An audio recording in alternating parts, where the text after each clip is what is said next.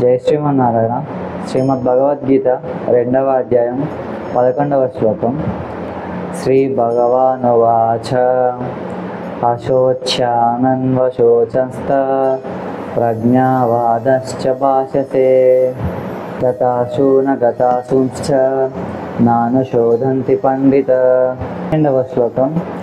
నత్వేనాహం జాతు నాసం నత్వం నేమే జనాధిప నైవ నా భవిష్యామా సర్వే వయమతం ఫర.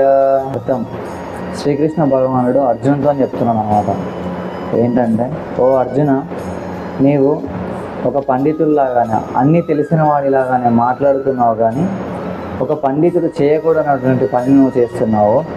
ఒక పండితుడు ఎప్పుడూ కూడా జీవించి ఉన్న మనిషి గురించి కానీ మరణించిన మనిషి గురించి కానీ ఎప్పుడూ కూడా దుఃఖించడు.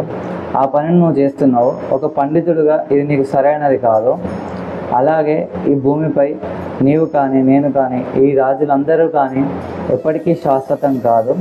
ఇలాంటి వాటి గురించి ఒక పండితుడు అయి ఉండి నువ్వు దుఃఖించడం సరికాదు అనేసి శ్రీకృష్ణ భగవానుడు అర్జునుడికి ఉపదేశిస్తున్నాడు అన్నమాట.